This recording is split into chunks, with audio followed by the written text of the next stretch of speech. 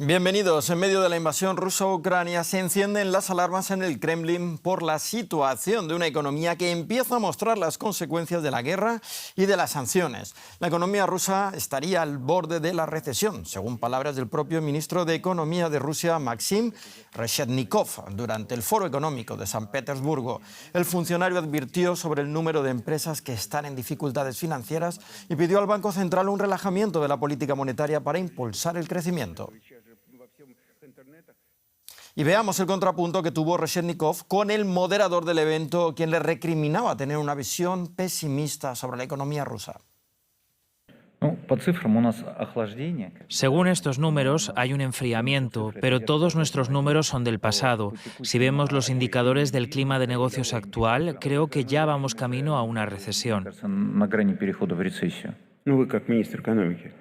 Debería decir algo optimista. De otra forma, aparecerá en Internet que el ministro de Economía predijo una caída en recesión.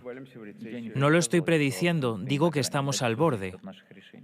Y vamos a ampliar este tema con nuestro compañero en la Bolsa de Frankfurt, Ezequiel Garay. Saludos, Ezequiel. Un duro diagnóstico, especialmente porque quien lo hace es el propio ministro de Economía. ¿Por qué razón se encienden las alarmas en la economía rusa?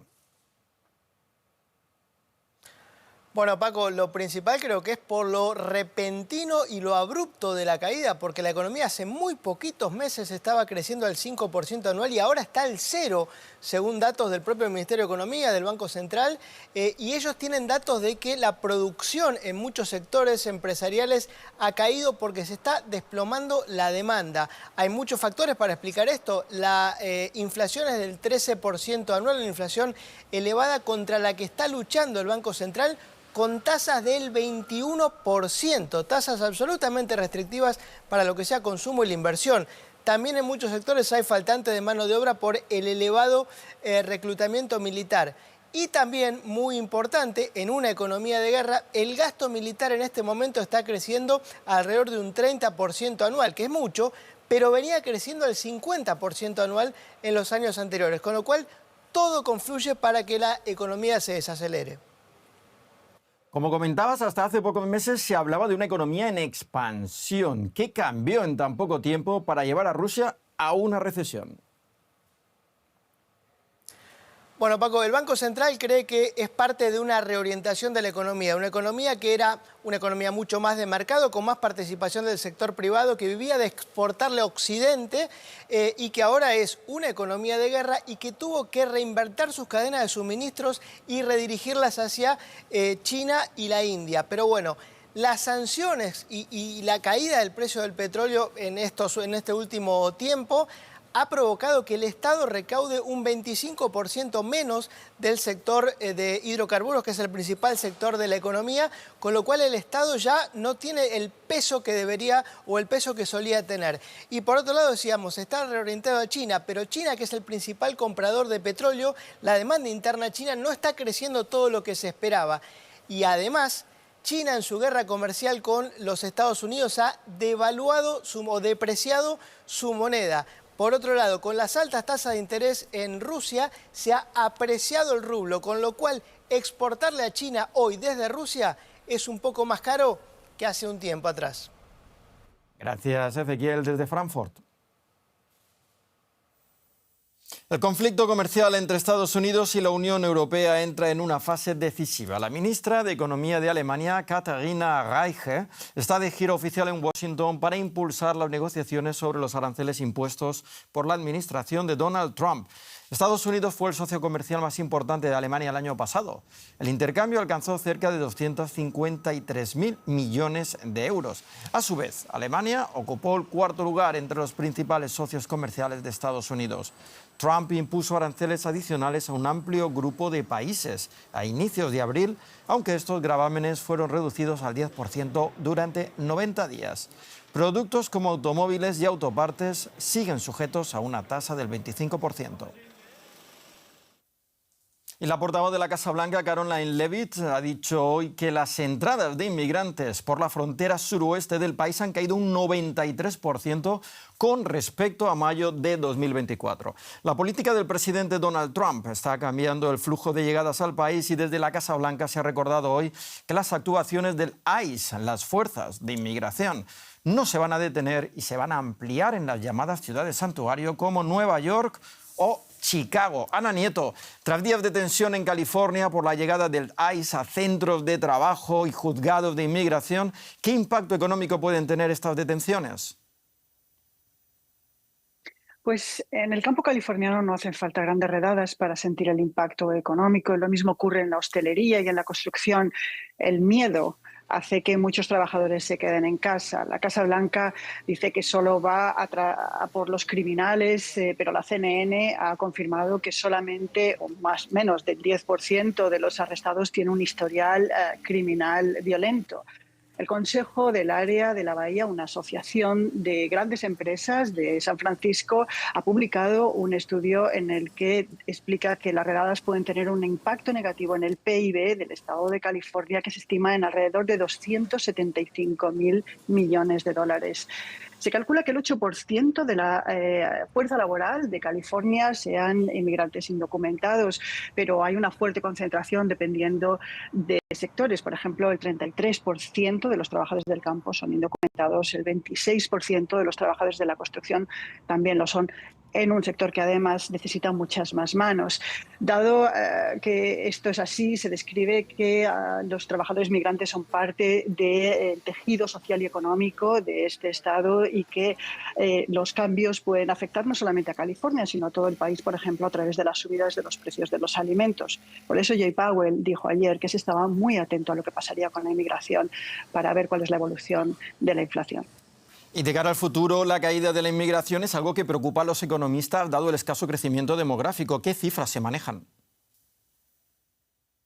Pues Paco, los baby boomers, la mayor generación del país, se está jubilando. La tasa de natalidad no permite que se mantenga la actual población y, de hecho, desde 1850 no pasaba lo que pasó entre 2022 y 2023, que es que los migrantes fueran la única manera de crecimiento de la población. La seguridad social, muy pronto, en 8 años, no va a poder hacer frente a los pagos de las pensiones al 100% si no hay un cambio de la política migratoria. Gracias, Ana Nieto, desde Nueva York. Gracias. Y en México, el poderoso Sindicato de la Educación ha finalizado su plantón en el Zócalo, pero mantiene protestas. Además de una semana más de vacaciones, el gobierno les ha ofrecido un aumento salarial del 10% y la reducción de la edad de jubilación. El magisterio pide una mejora de las pensiones que dependen de un sistema de capitalización individual impuesto en 2007. En llamas está el magisterio mexicano. Durante casi un mes han acompañado en el Zócalo de la capital mexicana para exigir una mejora en sus pensiones, que apenas llegan a los $200 en algunos casos. De momento han logrado un aumento salarial del 10% y una reducción de la edad de jubilación. Con esta nueva reforma se pide que nos jubilemos a la edad de 65 años, la cual no es digna para estar frente al grupo. Ha ofrecido vacaciones, pero y ha ofrecido un 10% global al aumento salarial, pero la lucha del magisterio actualmente no es por más vacaciones. El desgaste por el cansancio y las inclemencias meteorológicas les ha obligado a desmantelar el campamento que colapsó el centro de la Ciudad de México desde el 15 de mayo. Pero las protestas se mantienen por todo el país. La ruptura de las negociaciones en varios momentos han decepcionado al gremio. El poderoso sindicato se ha distanciado del movimiento oficialista que solían respaldar. La narrativa que mantiene el gobierno federal es que es un gobierno de diálogo. Pero como menciono, son 7 años, casi ya 7 años, que ha sido pues un diálogo estéril, ¿no? Que no hay respuestas o que las respuestas no son satisfactorias. El gobierno no dio respuesta a la petición de entrevista de Deutsche Welle. la presidenta Claudia Sheinbaum ha reconocido que la falta de presupuesto impide revertir el sistema de pensiones impuesto en 2007 durante el gobierno de Felipe Calderón y que implicó privatizar las jubilaciones, reemplazando el principio solidario por el de capitalización en cuentas individuales. Hoy, pese a algunas modificaciones, las condiciones del magisterio mexicano están muy por debajo del promedio de los países de renta intermedia. Según Miguel Ramírez, representante de Save the Children, la precariedad impacta el desempeño educativo. Sí, se pensó en un nuevo modelo, pero no se pensó en todas las implicaciones, en todo lo que la gente necesitaba para poder acceder a una pensión digna. La pensión que actualmente tenemos, el mínimo garantizado, apenas roza el mínimo. Creo que ese es uno de los grandes problemas de la reforma educativa. No se consensó con los maestros y fue prácticamente una imposición. Para un encendido magisterio que se ha vuelto en un fuego difícil de sofocar para la administración de Sheinbaum. El plantón del Zócalo ya se ha levantado, pero las maestras y maestros advierten que mantendrán la lucha de otras formas, por ejemplo, siguiendo a la presidenta Claudia Sheinbaum por todas sus giras, una amenaza que ya ha hecho que la presidenta cancele su próxima visita a Guerrero para evitar esas provocaciones. El presidente de Bolivia, Luis Arce, advirtió este jueves de que el país podría caer en suspensión de pagos si no obtiene pronto financiación exterior.